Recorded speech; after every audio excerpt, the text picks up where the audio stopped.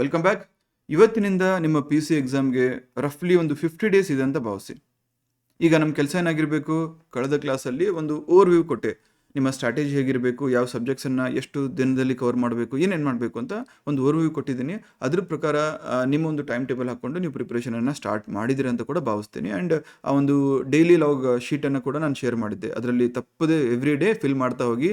ನಾನು ಬೇಡ, ದೇವರು ಬೇಡ, ಯಾರೂ ಬೇಡ. ನಿಮಗೆ 50 ಡೇಸ್ ಆಗ್ತಾ ಇದ್ದಂಗೆ 50 ಶೀಟಲ್ಲಿ ನೀವು ಅನಾಲಿಸಿಸ್ ಮಾಡಿದಾಗ ಎವ್ರಿ ಡೇ ನಿಷ್ಠೆಯಿಂದ, ಶ್ರದ್ಧೆಯಿಂದ ಅದಕ್ಕೆ ನ್ಯಾಯ ಒದಗಿಸ್ಬೇಕು. ಆ ಪ್ರಿಪ್ರೇಷನ್ಗೆ ಅದನ್ನು ನೀವು ಒದಗಿಸಿದ್ರೆ ಅಲ್ಲೇ ಗೊತ್ತಾಗ್ಬಿಡುತ್ತೆ ಇವರು ಎಲಿಜಿಬಲ್, ಪಕ್ಕ ಅರ್ಹರಿದ್ದೀರಾ, ನೀವು ಸೆಲೆಕ್ಷನ್ ಆಗೇ ಆಗ್ತೀರಾ ಅಂತ ಹೇಳ್ಬಿಟ್ಟು. ಇರಲಿ. ಸೊ ಈ 50 ಡೇಸಲ್ಲಿ ಈಗ ನಾವು ಯಾವ ರೀತಿ ಪ್ರಿಪ್ರೇಷನ್ ಮಾಡಬೇಕು ಅಂತ ಹೇಳ್ಬಿಟ್ಟು ಇವತ್ತು ಚರ್ಚೆ ಮಾಡೋಣ ಅಂತೆ. ಹಾರ್ಡ್ ವರ್ಕ್ ಇನ್ನೆವಿಟೇಬಲಿ ಬೇಕೇ ಬೇಕು. ಕಷ್ಟಪಟ್ಟು ಓದದೇ ಇದ್ರೆ ಚಾನ್ಸೇ ಇಲ್ಲ. But hard work alone sufficient ಆಗಲ್ಲ. ಯಾಕಂದರೆ ನಾನು ಪದೇ ಪದೇ ಹೇಳ್ತಾ ಇರ್ತೀನಿ ಕೇಳಿ, ಇದು ಗೇಮ್ ಆಫ್ ಸೆಲೆಕ್ಷನ್ ಅಲ್ಲ, ಗೇಮ್ ಆಫ್ ಎಲಿಮಿನೇಷನ್. ಅಂದರೆ ಕರ್ನಾಟಕ ಪೊಲೀಸ್ ಡಿಪಾರ್ಟ್ಮೆಂಟ್ ಗೊತ್ತು ಈ 3,000 ಚಿಲ್ಲರೆ ಅಥವಾ ಹೆಚ್ಚು ಕಮ್ಮಿ 3,900 ಪೋಸ್ಟ್ಸ್ ಏನಿದಾವಲ್ಲ, ಇದಕ್ಕೆ ಕನಿಷ್ಠ ಅಂದರೆ ಒಂದು 6ರಿಂದ 7 ಲಕ್ಷ ಜನ ಅಪ್ಲೈ ಮಾಡ್ತಾರೆ. ಅದರಲ್ಲಿ ಬೇಕಾಗಿರೋದು 3,300 ಜನ ಮಾತ್ರ. ಸೊ ಹಾಗಾಗಿ ಆ 3,300 ಜನ ಸೆಲೆಕ್ಟ್ ಮಾಡೋಕ್ಕೆ ಹೋಗಲ್ಲ, ಬೇಡದೇ ಇರೋರನ್ನ ಎಲಿಮಿನೇಟ್ ಮಾಡ್ಕೊಂಡ್ಬರ್ತಾರೆ. ಮೊದಲು ನಾನ್ ಸೀರಿಯಸ್ಸು, ಅದಾದಮೇಲೆ ಕಡಿಮೆ ಸೀರಿಯಸ್ಸು, ಅದಾದಮೇಲೆ ಸೀರಿಯಸ್ ಇರ್ತಾರೆ, ಸರಿಯಾಗಿ ಓದಿರಲ್ಲ, ಅದಾದಮೇಲೆ ಸೀರಿಯಸ್ ಇರ್ತಾರೆ, ಓದಿರ್ತಾರೆ, ಫಿಸಿಕಲ್ ಪ್ರಾಕ್ಟೀಸ್ ಮಾಡಿರಲ್ಲ. ಅರ್ಥ ಆಯ್ತಲ್ಲ? ಸೊ ಹಂಗಾಗಿ ನೀವು ಈ ಎಲ್ಲ ಸ್ಟೇಜಸನ್ನು ದಾಟಿಕೊಂಡು ಒಂದು ಹುದ್ದೆನ ತಗೊಳ್ಬೇಕಾದ್ರೆ ಹಾರ್ಡ್ ವರ್ಕ್ ಜೊತೆಗೆ ಕಂಪಲ್ಸರಿಲಿ ಸ್ಮಾರ್ಟ್ ವರ್ಕನ್ನು ಕೂಡ ಮಾಡಲೇಬೇಕಾಗುತ್ತೆ. ಸೊ ಸ್ಮಾರ್ಟ್ ವರ್ಕ್ ಅಂದರೆ ಏನು? ಸುಮ್ಮನೆ ಓದೋದಲ್ಲ. ಈ history, geography, polity, economy, current affairs, GK ಎಲ್ಲ ಓದ್ತೀರಾ, ಮೆಂಟಲ್ ಎಬಿಲಿಟಿ ಎಲ್ಲ ಮಾಡ್ತೀರಾ. ಬಟ್ ನಿರ್ದಿಷ್ಟವಾದಂಥ ಗುರಿಯನ್ನು ಇಟ್ಕೊಳ್ದೆ ಸುಮ್ಮನೆ ನೀವು ಮಾಡ್ಕೊಂಡೋದ್ರೆ ಏನಾಗುತ್ತೆ? ಕಲ್ಲು ಬಂಡೆ ಮೇಲೆ ನೀರು ಹಾಕ್ದಂಗೆ ಅಲ್ವಾ? ಸೊ ಹಾಗಾಗಿ ಆ ರೀತಿ ಆಗಬಾರ್ದು ಅಂತ ಹೇಳಿದ್ರೆ ನೀವೊಂದು ಸ್ಮಾರ್ಟ್ ವರ್ಕನ್ನು ಅಥವಾ ಪ್ಲಾನಿಂಗನ್ನು ಮಾಡ್ಕೊಳ್ಬೇಕು. ಹೆಂಗೆ ಯುದ್ಧಕ್ಕಿಂತ ಮುಂಚೆ ನಾವು ತಯಾರಿಯನ್ನು ಮಾಡ್ಕೊಳ್ತೀವಲ್ವಾ? ಶತ್ರು ಸೈನ್ಯದಲ್ಲಿ ಎಷ್ಟು ಜನ ಇದ್ದಾರೆ, ಎಷ್ಟು ಆನೆ ಇದ್ದಾವೆ, ಎಷ್ಟು ಒಂಟೆ ಇದ್ದಾವೆ, ಎಷ್ಟು ಕುದುರೆ ಸೈನಿಕರಿದ್ದಾರೆ, ಎಷ್ಟು ಸೈನಿಕರು ಕತ್ತಿಯನ್ನು ತೊಗೊಂಡ್ಬರ್ತಾ ಇದ್ದಾರೆ, ಅವ್ರ ಹತ್ರ ಮದ್ದು ಗುಂಡು ಏನಾದರೂ ಇದೆಯಾ, ನಾವು ಯಾವ ರೀತಿ ಅಟ್ಯಾಕ್ ಮಾಡಬೇಕು, ಹೆಂಗೆ ಮಾಡಬೇಕು, ಈ ಸ್ಟ್ರಾಟಜಿ ಇದೆ ಅಲ್ವಾ? ಆ ಸ್ಟ್ರಾಟಜಿ ಇದ್ದರೆ ಮಾತ್ರ ಗೆಲ್ಲಿಕ್ಕಾಗುತ್ತೆ ಅಲ್ವಾ? ಸೊ ಹಾಗಾಗಿ ನಮಗೆ ಆ ಥರ ಸ್ಟ್ರಾಟಜಿ ಮಾಡ್ಕೊಳ್ಳಿಕ್ಕೆ ಪ್ರಮುಖವಾಗಿ ಇರತಕ್ಕಂತಹ ಕೀ ಯಾವುದಪ್ಪ? ಈ ಪ್ರೀವಿಯಸ್ ಇಯರ್ ಕ್ವಶನ್ಸ್. ಹಳೆಯ ಪ್ರಶ್ನೆ ಪತ್ರಿಕೆಗಳು ಏನು ಮಾಡ್ತವೆ, ನಮಗೆ ಎಕ್ಸಾಮಿನರ್ ಮೈಂಡ್ ಸೆಟನ್ನು ಅರ್ಥ ಮಾಡಿಸ್ಕೊಡ್ತವೆ. ಓಕೆ, ಪ್ರಶ್ನೆಗಳನ್ನು ಈ ರೀತಿ ಕೇಳ್ತಾ ಇದ್ದಾರೆ, ಆಪ್ಷನ್ಸ್ ಈ ರೀತಿ ಇದಾವೆ ಅಂತ ಹೇಳ್ಬಿಟ್ಟು. ಹಾಗಾಗಿ ತಪ್ಪದೆ ಪೊಲೀಸ್ ಡಿಪಾರ್ಟ್ಮೆಂಟ್ ನಡೆಸಿದಂತಹ ಎಲ್ಲ ಒಂದು ಪ್ರಶ್ನೆ ಪತ್ರಿಕೆಗಳು, ಅಂದರೆ ರೀಸೆಂಟಾಗಿ 5-6 ಇಯರ್ಸಲ್ಲಿ, ಅದ್ರ ಜೊತೆಗೆ ಈಗ ಕರ್ನಾಟಕ ಎಕ್ಸಾಮಿನೇಷನ್ಸ್ ಅಥಾರಿಟಿ ಈ ಎಕ್ಸಾಮ್ ಕಂಡಕ್ಟ್ ಮಾಡ್ತಾ ಇದೆ ಅಲ್ವಾ? ಸೊ ಹಾಗಾಗಿ ಅವರು ಕಂಡಕ್ಟ್ ಮಾಡಿದಂತಹ ಎಲ್ಲ ಪ್ರಶ್ನೆ ಪತ್ರಿಕೆನ ಒಂದು ಕಡೆ ಡೌನ್ಲೋಡ್ ಮಾಡ್ಕೊಳ್ಳಿ. ನಾನು ಕೂಡ ಗ್ರೂಪಲ್ಲಿ ಶೇರ್ ಮಾಡ್ತೀನಿ. ಅವನ್ನೆಲ್ಲ ಡೌನ್ಲೋಡ್ ಮಾಡಿಕೊಂಡು ಎವ್ರಿ ಡೇ, ನಾನು ಲಾಸ್ಟ್ ಕ್ಲಾಸಲ್ಲಿ ಹೇಳಿದಾಗೆ ಕನಿಷ್ಠ 1.5 ಗಂಟೆ ನೀವು ಅದ್ರ ಮೇಲೆ ಸ್ಪೆಂಡ್ ಮಾಡಿ. ಅನಾಲಿಸಿಸ್ ಸರ್ ಹೆಂಗೆ ಅನಾಲಿಸಿಸ್ ಮಾಡಬೇಕು ಅದನ್ನೇ ಇವತ್ತು ನಾನು ಏನು ಮಾಡ್ತೀನಿ, 2024 ಕ್ವಶನ್ ಪೇಪರ್ ತೊಗೊಂಡು ಈ 360 ಡಿಗ್ರಿ ಅನಾಲಿಸಿಸ್ ಅಂದರೆ ಏನು, ಡಿಕೋಡಿಂಗ್ ಅಂದರೆ ಏನು, ಯಾವ ರೀತಿ ಮಾಡಬೇಕು ಅಂತ ತಿಳಿಸ್ಕೊಡ್ತೀನಿ. ಇಷ್ಟಕ್ಕೆ ಮುಗಿಯುತ್ತಾ? ಇಲ್ಲ. ಇದನ್ನು ನಾನು ಡೇ 1 ಕ್ಲಾಸ್ 1 ಅಂತ ಕರಿತಾ ಇದ್ದೀನಿ. ಈಗ ಗೋಯಿಂಗ್ ಫರ್ದರ್ ನಾಳೆಯಿಂದ ನಿಮಗೆ ಕನಿಷ್ಠ ದಿನಕ್ಕೆ 2ರಿಂದ 3 ಕ್ಲಾಸಸ್ ಇರುತ್ತೆ. ಅದರಲ್ಲಿ ಒಂದು ಕ್ಲಾಸು ಕಂಪಲ್ಸರಿಲಿ ಪೇಪರ್ ಡಿಕೋಡಿಂಗ್ ಮತ್ತು ಅನಾಲಿಸಿಸ್ ಮೇಲೆ ಇರುತ್ತೆ. ಅಂದರೆ ಬಹು ಆಯಾಮಗಳಿಂದ ಒಂದು ಪ್ರಶ್ನೆಯನ್ನು ಯಾವ ರೀತಿ ನೀವು ಅರ್ಥ ಮಾಡ್ಕೊಳ್ಬೋದು ಅಂತ ಹೇಳ್ಬಿಟ್ಟು. ಅದನ್ನು ಬಿಟ್ಟು ನೆಕ್ಸ್ಟು ಇನ್ನುಳಿದಂತಹ 2 ಕ್ಲಾಸು ನಿಮಗೆ ಆ PT ಸೀರೀಸ್ ಅಂತ ಏನು ಕರಿತಾ ಇದ್ವಲ್ಲ, ಪ್ರೈಮ್ ಟಾಪಿಕ್ಸ್, ಈ ಥರ ಡಿಕೋಡಿಂಗ್ ಮಾಡಿ ಅನಾಲಿಸಿಸ್ ಮಾಡಿದಾಗ ಮಾತ್ರ ಕೆಲವೊಂದಿಷ್ಟು ಟಾಪಿಕ್ಸ್ ನಮಗೆ ಗೋಚರ ಆಗ್ತವೆ. ಯಾವ ರೀತಿ ಟಾಪಿಕ್ಸು? ಆ ಟಾಪಿಕ್ಸ್ ಮೇಲೆ ಬೇಡ ಅಂದರೂ ಕೂಡ ಎಕ್ಸಾಮಿನರು ಪ್ರತಿ ವರ್ಷ ಪ್ರತಿ ಪರೀಕ್ಷೆಯಲ್ಲೂ ಕೂಡ ಪ್ರಶ್ನೆಯನ್ನು ಫ್ರೇಮ್ ಮಾಡಲೇಬೇಕು. ಅಂಥ ಟಾಪಿಕ್ಸನ್ನು ಐಡೆಂಟಿಫೈ ಮಾಡಿಕೊಂಡು ನಾವು ಅದ್ರ ಮೇಲೆ ಜಾಸ್ತಿ ಒತ್ತು ಕೊಟ್ಟಾಗ ಏನಾಗುತ್ತೆ, ನಮ್ಮ ಒಂದು ಸ್ಕೋರು ಈಗ ಸುಮಾರು 100 ಪ್ರಶ್ನೆಯಲ್ಲಿ ನಾವು ಒಂದು ಕಟ್ ಆಫ್ ಒಂದು 85 ಇರುತ್ತೆ ಅಂದ್ಕೊಳ್ಳಿ. 85 ಬೇಕು ಅಂದರೆ ಫಸ್ಟ್ ಬೇಸು ಮಿನಿಮಮ್ ಈ ಒಂದು 60ರಿಂದ 70 ಸ್ಕೋರ್ ಮಾಡಬೇಕಲ್ವಾ? ಅದು ಇಲ್ಲಿಂದ ಸಿಕ್ಬಿಡುತ್ತೆ ಪ್ರೈಮ್ ಟಾಪಿಕ್ಸಿಂದ. ಈಗ ನಾನು ಒಂದು ಲಾಸ್ಟ್ ಕ್ಲಾಸಲ್ಲಿ ಒಂದು ಅನಾಲಜಿ ಕೊಟ್ಟೆ. 10 ಮೆಟ್ಲು ಇರ್ತವೆ, 10ನೇ ಮೆಟ್ಲು ನಮ್ಮದು 100% ಅಂತ ಹೇಳಿದ್ರೆ ಸಡನ್ನಾಗಿ 10ನೇ ಮೆಟ್ಲು ಜಿಗಿಯೋಕ್ಕಾಗತ್ತಾ, ನೆಗೆಯೋಕ್ಕಾಗತ್ತಾ? No, it's impossible. First, second, third, fourth ಅಂತ ಹೋಗ್ಬೋದು ನೀವು. ಹಬ್ಬ ಅಂದರೆ 1 ಮೆಟ್ಲು ಬಿಟ್ಟು 2 ಮೆಟ್ಲು ಜಂಪ್ ಮಾಡ್ಬೋದು. ಬಟ್ ಸಡನ್ನಾಗಿ 4ನೇ ಮೆಟ್ಲು 5ನೇ ಮೆಟ್ಲು ಜಂಪ್ ಮಾಡೋಕ್ಕೆ ಹೋದ್ರೆ ಏನಾಗುತ್ತೆ, ತಬ್ ಅಂತ ಬೀಳ್ತೀರಾ. ಸೊ ಹಂಗಾಗಬಾರ್ದು ಅಂತ ಹೇಳಿದ್ರೆ ಸ್ಟೆಪ್ ಬೈ ಸ್ಟೆಪ್ ಹೋಗಬೇಕು. ಸೊ ಹಾಗಾಗಿ ಫಸ್ಟು ಈ ಪ್ರೈಮ್ ಟಾಪಿಕ್ಸು ಮತ್ತು ನೀವು ರೆಗ್ಯುಲರ್ ಆಗಿ ಏನು ಸಬ್ಜೆಕ್ಟ್ಸ್ ಓದ್ತಾ ಇರ್ತೀರಲ್ಲ ಅದನ್ನು ರಿವಿಷನ್ ಮಾಡೋದ್ರ ಜೊತೆಗೆ ಈ ಪ್ರೈಮ್ ಟಾಪಿಕ್ಸ್ ಮೇಲೆ ಫೋಕಸ್ ಕೊಟ್ಟು ಒಂದು 50 to 60 ಸ್ಕೋರನ್ನು ಪಕ್ಕಾ ಸೆಕ್ಯೂರ್ ಮಾಡ್ಕೊಂಡ್ಬಿಟ್ರೆ ಮಾಕ್ ಟೆಸ್ಟಲ್ಲಿ ಎಕ್ಸಾಮ್ ಇನ್ನೂ ಒಂದು 20-25 ದಿನ ಇರೋವಾಗ, ಅದಾದಮೇಲೆ ಇಂಪಾರ್ಟೆಂಟ್ ಕೀ ಏರಿಯಾಸು ಅಥವಾ ಸ್ಪೆಷಲ್ ಏರಿಯಾಸ್ ಮೇಲೆ ಫೋಕಸ್ ಮಾಡಿ ಇನ್ನೊಂದು 25 ಮಾರ್ಕ್ಸ್ ನೀವು ಎಕ್ಸ್ಟ್ರಾ ಮಾಡಿಕೊಂಡು ಈಸಿಲಿ 85 to 90 ಸ್ಕೋರಲ್ಲಿ ಆ ರೇಂಜಲ್ಲಿ ಬರ್ಬೋದು. ಈಸಿ ಅಂದರೆ ಕಷ್ಟಪಡಬೇಕು, ಅಷ್ಟು ಈಸಿ ಇಲ್ಲ. ಅಷ್ಟು ಈಸಿ ಇದ್ದಿದ್ರೆ ಪ್ರತಿಯೊಬ್ಬರು ಸೆಲೆಕ್ಷನ್ ಆಗಿ ಹೋಗ್ತಾ ಇದ್ರು. ಫೈನ್. ಸೊ ಹಾಗಾಗಿ ಇವತ್ತಿನ ಕ್ಲಾಸಲ್ಲಿ ಅದು ಮಾಡೋಣ. ಅದ್ರ ಜೊತೆಗೆ ನಮ್ಮ ಕ್ಲಾಸ್ ಥೀಮ್ ಹೆಂಗಿರುತ್ತೆ ಅಂದರೆ, ಇನ್ಮೇಲೆ ಪ್ರತಿ ಕ್ಲಾಸ್ ಆರಂಭ ಮಾಡೋ ಮುಂಚೆ ಒಂದು ಡೈಲಿ ಮೋಟಿವೇಶನನ್ನು ನಾನು ಹೇಳ್ತೀನಂತೆ. ಯಾಕೆ ಬೇಕು ಈ motivation? It is not permanent. ಒಂದು ಸ್ಪೈಕ್ ಕೊಟ್ಟಂಗೆ ಅದು. ಒಂದು ಏನು ಈ ಕಾಫಿ ಟೀ ಕುಡಿದಾಗ ಸಡನ್ನಾಗಿ ಕೆಫೆನ್ ಕಿಕ್ ಕೊಡುತ್ತಲ್ಲ, ಆ ರೀತಿ ಇದ್ದಂಗೆ. ಸೊ ಯಾವಾಗಲಾದರೂ ನಿಮಗೆ ಡಿಮೋಟಿವೇಟ್ ಆಗ್ತಾ ಇದ್ದಾಗ ಅಥವಾ ಓದೋಕ್ಕೆ ಮನಸ್ಸು ಬರ್ತಾ ಇದ್ದಾಗ ವಾಕ್ ಮಾಡ್ಕೊಂಬನ್ನಿ, ಟೀ ಮಾಡ್ಕೊಂಡು ಕುಡೀರಿ, ಅಥವಾ ಕಾಫಿಗೆ ಹೋಗಿ ಊಟ ಮಾಡಿ, ಏನಾದರೂ ಮಾಡಿ. ಅದ್ರ ಜೊತೆಗೆ ಏನೋ ಒಂದು ಸಣ್ಣ ಮೋಟಿವೇಶನ್, ಒಂದು ರೀಲ್ ಆಗಿರಲಿ ಅಥವಾ ಒಂದು ವಿಡಿಯೋ ಆಗಿರಲಿ, ಟಾಪರ್ ಇಂಟರ್ವ್ಯೂ ಆಗಿರಲಿ, ಅಥವಾ ನಿಮ್ಮನ್ನು ನೀವೇ ಇಮ್ಯಾಜಿನ್ ಮಾಡ್ಕೊಳ್ಳಿ ಒಂದು 5 ನಿಮಿಷ ಕಣ್ಣು ಮುಚ್ಕೊಂಡು. ವಿಜುವಲೈಸೇಷನ್ ಅಂತ ಕರಿತೀವಿ. ಸೊ ಈ ಟೆಕ್ನಿಕನ್ನು ಕೂಡ ಫಾಲೋ ಮಾಡಿ. ಇದರಿಂದ ಏನಾಗುತ್ತೆ ಅಂದರೆ, ಈ ಸ್ಕೂಟಿ ಬೈಕ್ಗೆ ಕಿಕ್ಕು ಅಥವಾ ಸ್ಟಾರ್ಟ್ ಮಾಡ್ತೀವಲ್ವ, ಆ ಇಂಜಿನ್ ಸ್ಟಾರ್ಟ್ ಮಾಡ್ದಂಗೆ ಆಗುತ್ತೆ. ಅಫ್ಕೋರ್ಸ್ ಅದು ಸಫಿಷಿಯೆಂಟ್ ಅಲ್ಲ. ಇಂಜಿನ್ ಸ್ಟಾರ್ಟ್ ಮಾಡಿದ್ಮೇಲೆ ನೀವು 100-200 ಕಿಲೋಮೀಟರ್ ಹೋಗಬೇಕು ಅಂದರೆ ಪೆಟ್ರೋಲ್ ಇಲ್ಲ ಡೀಸೆಲ್ ಬೇಕು. ಆ ಪೆಟ್ರೋಲ್ ಡೀಸೆಲ್ ಏನಾಗಿರಬೇಕು? ನಿಮ್ಮ ಡಿಸಿಪ್ಲಿನ್ ಆಗಿರಬೇಕು, ಶಿಸ್ತು. ಬಿಕಾಸ್ ಬರೀ ಸ್ಟಾರ್ಟ್ ಮಾಡಿದ್ರೆ ಸಾಕಾಗಲ್ಲ, ಬರೀ ಮೋಟಿವೇಶನ್ ಇದ್ದರೆ ಸಾಕಾಗಲ್ಲ. ಡಿಸಿಪ್ಲಿನ್ ಇದ್ದರೆ ಮಾತ್ರ ನಿರಂತರವಾಗಿ ನೀವು ಈ ಅಧ್ಯಯನ ಮಾಡಲಿಕ್ಕೆ ಸಾಧ್ಯ. ಈ ಅಧ್ಯಯನದ ಜೊತೆಗೆ ನೀವು ಈ ರೇಸಲ್ಲಿ ಮುಂದೆ ಉಳ್ಕೊಳ್ಳಿಕ್ಕೆ ಸಾಧ್ಯ ಆಗುತ್ತೆ. ಫೈನ್. ಸೊ ಹಾಗಾದರೆ ಇವತ್ತಿನ ಮೋಟಿವೇಶನ್ ಏನು? You are not special, you are just an ordinary person. Sir, motivate ಮಾಡ್ತಾ ಇದ್ದೀರಾ, ಡಿಮೋಟಿವೇಟ್ ಮಾಡ್ತಾ ಇದ್ದೀರಾ? This is definitely motivation. ನಮ್ಮೆಲ್ಲರಲ್ಲೂ ಕೂಡ ಒಂದು ದುರಂಕಾರದ ಭಾವನೆ ಏನಿರುತ್ತೆ ಗೊತ್ತಾ? ನಮ್ಮ ಸುತ್ತಮುತ್ತ ಇರೋರು, ನಮ್ಮ ಹೆಂಡತಿ, ನಮ್ಮ ಅಪ್ಪ ಅಮ್ಮಂದರು ಅಥವಾ ನಮ್ಮ ಕ್ಲೋಸ್ ಫ್ರೆಂಡ್ಸ್, ಏನು ತುಂಬ ಇಂಟೆಲಿಜೆಂಟು, ಅವ್ರು ನೋಡಲ್ಲಿ 10 ವರ್ಷ ಓದಿದ್ರು ಕೂಡ UPSC ಪ್ರಿಲಿಮ್ಸೇ ಪಾಸ್ ಆಗಿಲ್ಲ. ನೀನು 3 ಸಲ ಪ್ರಿಲಿಮ್ಸ್ ಪಾಸ್ ಆಗಿ ಮೇನ್ಸ್ ಬರೆದು ಇಂಟರ್ವ್ಯೂಗೆ ಹೋಗಿ ಬಂದಿದ್ದೀಯಾ. ಸಡನ್ನಾಗಿ ಎದ್ದು ಕೂತ್ಕೊಂಡ್ಬಿಡ್ತೀವಿ, ಹೌದಲ್ವಾ ಅಂತ ಹೇಳ್ಬಿಟ್ಟು. ಈ ಒಂದು ಚಿಕ್ಕ ದುರಹಂಕಾರ ನಮ್ಗೇನು ಮಾಡುತ್ತೆ? ನಮ್ಮನ್ನು ಮುಂದೆ ಹೋಗೋದ್ರಿಂದ ತಡೆಯುತ್ತೆ. ಸೊ ಹಾಗಾಗಿ ನಿಮಗೆ ಯಾರಿಗಾದರೂ ಕೂಡ ಈ ಸಂದರ್ಭದಲ್ಲಿ, ಬೇರೆ ಸಂದರ್ಭ ಬೇಡ, ಈ 50 ದಿನಗಳಲ್ಲಿ ಏನಾದರೂ ಸ್ಪೆಷಲ್ ಇದೀನಿ ಅಂತ ಅನಿಸಿದ್ರೆ ದಯವಿಟ್ಟು ತಲೆಯನ್ನು ತೆಗೆದಾಕಿ. ಯಾಕೆ? ಯಾವಾಗ ನಮ್ಮಲ್ಲಿ ನಾವು ಸ್ಪೆಷಲ್, ವಿಶೇಷವಾಗಿದ್ದೀವಿ ಅಂತ ಅನ್ನೋ ಭಾವನೆ ಬರುತ್ತೋ, ನಾವು ಕಂಫರ್ಟ್ ಝೋನ್ಗೆ ಜಾರು ಬಿಡ್ತೀವಿ. ಸಪೋಸ್ ನಿಮ್ಮ ಫ್ರೆಂಡ್ ಬಂದು, ನೋಡು, ಒಂದು ವಾರ ಕಂಟಿನ್ಯೂಸ್ ಬರೀ ಇಂಡಿಯನ್ ಕಾನ್ಸ್ಟಿಟ್ಯೂಷನ್ ಓದ್ಕೊಂಡಿದ್ದಾನೆ, ಅದರಲ್ಲಿ 25 ಕ್ವಶನ್ಸಲ್ಲಿ ಬರೀ 20 ಕ್ವಶನ್ಸ್ ಅಷ್ಟೇ ಅವ್ನು ಕರೆಕ್ಟಾಗಿ ಮಾಡ್ಕೊಂಡಿದ್ದಾನೆ. ನೀನು ಜಸ್ಟ್ 1 ಡೇ ಓದ್ಕೊಂಡು ಹೋದರೆ ಸಾಕು, 25ಕ್ಕೆ 25 ಮಾಡ್ತೀನಿ ಅಂತ ಹೇಳಿಬಿಟ್ರೆ ಮುಗೀತಲ್ಲಿ. ಅವನೊಂದು ವಾರ ಓದಿರ್ತಾನಲ್ಲ, ಆ 6 ದಿನ ನೀವು ಟೈಮ್ ವೇಸ್ಟ್ ಹೆಂಗೆ ಮಾಡಬೇಕು, ಹೆಂಗೆ ಅದನ್ನು ಬೇರೆ ಕಡೆ ಸ್ಪೆಂಡ್ ಮಾಡಬೇಕು ಅಂತ ತಲೆ ಓಡ್ಸೋಕ್ಕೆ ಶುರು ಮಾಡ್ತೀರಾ. ಅಲ್ಟಿಮೇಟ್ಲಿ ಒಂದೇ ದಿನ ಕೆಲಸ ಮಾಡ್ತೀರಾ. ಸೊ ಅವ್ನು 20 ಸ್ಕೋರ್ ಮಾಡಿದರೆ ನಿಮ್ದು ಬಂದು 25ರಲ್ಲಿ 10 ಕ್ವಶನ್ಸ್ ಕರೆಕ್ಟ್ ಆಗುತ್ತೆ. ಸೊ ಹೀಗಾಗಿ ನಾನು ಹೇಳ್ತಾ ಇದ್ದೀನಿ, ಫಸ್ಟು ತಲೆಯಲ್ಲಿ ಸ್ಪೆಷಲ್ ಅನ್ನೋ ಒಂದು ಭಾವನೆ ಇದ್ದರೆ ತೆಗೆದಾಕಿ. ಯಾವಾಗ ನಿಮ್ಮನ್ನು ನೀವು ಆರ್ಡಿನರಿ ಪರ್ಸನ್ ಅಂತ ಕರ್ಕೊಳ್ತಿರೋ ಅಥವಾ ಆ ಭಾವನೆಯಲ್ಲಿ ಬರ್ತಿರೋ, ಆವಾಗ ಮಾತ್ರ ನಿಮಗೆ ಹಾರ್ಡ್ ವರ್ಕ್ ಮಾಡಲಿಕ್ಕೆ ಹುಮ್ಮಸ್ ಬರುತ್ತೆ. ಆ ಒಂದು ಭಯ ಹುಟ್ಕೊಳ್ಳುತ್ತೆ, ನಾನು ಓದಬೇಕು, ನಾನು ಕಷ್ಟಪಡಬೇಕು ಅಂತ ಹೇಳ್ಬಿಟ್ಟು. So today's motivation is, you are not special, you are just an ordinary person. And ಯಾರಿಗಾದರೂ ಈ ನೋಟ್ಸ್ ಅಥವಾ PDF ಬೇಕು ಅಂತ ಹೇಳಿದ್ರೆ, KS Guruji official Telegram channel ಇದೆ, ಅಲ್ಲಿ ಹೋಗಿ ಈ PDF ಅಪ್ಲೋಡ್ ಮಾಡಿರ್ತೀನಿ ಕ್ಲಾಸ್ ಆಗ್ತಾ ಇದ್ದಂಗೆ. ಅಲ್ಲಿಂದ ನೀವು ಡೌನ್ಲೋಡ್ ಮಾಡ್ಕೊಳ್ಬೋದು. ಲಿಂಕು ಈ ವಿಡಿಯೋ ಕೆಳಗಡೆ ಇರ್ತಕ್ಕಂಥ ಡಿಸ್ಕ್ರಿಪ್ಷನಲ್ಲಿ ಇರುತ್ತೆ. Fine, shall we start? So paper analysis ಯಾಕೆ ಬೇಕು? ಯಾಕಂದರೆ it is like key to open the minds of the examiners. ಪ್ರಶ್ನೆ ಪತ್ರಿಕೆಯನ್ನು ಸೆಟ್ ಮಾಡೋರ ಮೈಂಡ್ ಸೆಟ್ಟನ್ನು ಅರ್ಥ ಮಾಡ್ಕೋಬೇಕು ಅಂದರೆ, ಎಲ್ಲಿ ಅವ್ರನ್ನ ಮೀಟಾಗಿ, ಸರ್ ಕ್ವಶನ್ ಪೇಪರನ್ನು ಹೆಂಗೆ ಸೆಟ್ ಮಾಡ್ತೀರಾ, ಯಾವ ಟಾಪಿಕ್ಸ್ ತಗೋತೀರಾ, ಯಾವ ಬುಕ್ಕನ್ನು ರೆಫರ್ ಮಾಡ್ತೀರಾ, ಆ ಕೇಳುವಂಥ ಸ್ವಾತಂತ್ರ್ಯ ಕೂಡ ನಮಗಿಲ್ಲ. ಆ್ಯಂಡ್ ಅದು ಸರಿಯಾದಂಥ ಮಾರ್ಗ ಕೂಡ ಅಲ್ಲ. ಸೊ ಹಾಗಾಗಿ ನಾವು ಯಾವ ರೀತಿ ಅರ್ಥ ಮಾಡ್ಕೊಳ್ಬೇಕು ಅಂದರೆ, ಅವರು ಸೆಟ್ ಮಾಡಿರ್ತಕ್ಕಂತಹ ಕ್ವಶನ್ ಪೇಪರನ್ನು ಡಿಕೋಡ್ ಮಾಡಬೇಕು. ಸೊ ಆ ಡಿಕೋಡಿಂಗ್ ಆ್ಯಂಡ್ 360 ಡಿಗ್ರಿ ಅನಾಲಿಸಿಸ್ ಯಾವ ರೀತಿ ಮಾಡಬೇಕು ಇವತ್ತು ನಾನು ಹೇಳ್ಕೊಡ್ತೀನಿ. ಸೊ ಫಸ್ಟ್ ಆಫ್ ಆಲ್ ಇಲ್ಲಿ ನಾನು 2024 ಸಿವಿಲ್ PC ಕ್ವಶನ್ ಪೇಪರನ್ನು ತೊಗೊಂಡಿದ್ದೀನಿ. ಈ ಸಿವಿಲ್ PC ಕ್ವಶನ್ ಪೇಪರಲ್ಲಿ ನಿಮಗೆಲ್ಲ ಗೊತ್ತಿರೋ ಹಾಗೆ 100 ಪ್ರಶ್ನೆಗಳಿರ್ತವೆ. ಆ 100 ಪ್ರಶ್ನೆಗಳನ್ನು 2024ರಲ್ಲಿ ಯಾವ ರೀತಿ ಡಿವೈಡ್ ಮಾಡಿದ್ರು ಅಂತ ಇಲ್ಲಿ ನಾನು ಕೊಟ್ಟಿದ್ದೀನಿ. ಮ್ಯಾಕ್ಸಿಮಮ್ ಕ್ವಶನ್ಸ್ ನಿಮಗೆ ಸಂವಿಧಾನ ಅಥವಾ ಇಂಡಿಯನ್ ಕಾನ್ಸ್ಟಿಟ್ಯೂಷನಿಂದ ಬಂದಿದ್ದು, ಅಂದರೆ ಸುಮಾರು 20 ಕ್ವಶನ್ಸ್ ಅಂದ್ಕೊಳ್ಳಿ. ನೆಕ್ಸ್ಟು ಹಿಸ್ಟ್ರಿ 17 ಕ್ವಶನ್ಸ್, ಇದರಲ್ಲಿ ಕರ್ನಾಟಕದ ಇತಿಹಾಸ ಕೂಡ ಇರುತ್ತೆ. Mental ability 15, science and technology 14, current affairs 14, geography 12, economics 9, ಇಷ್ಟು ಕ್ವಶನ್ಸ್.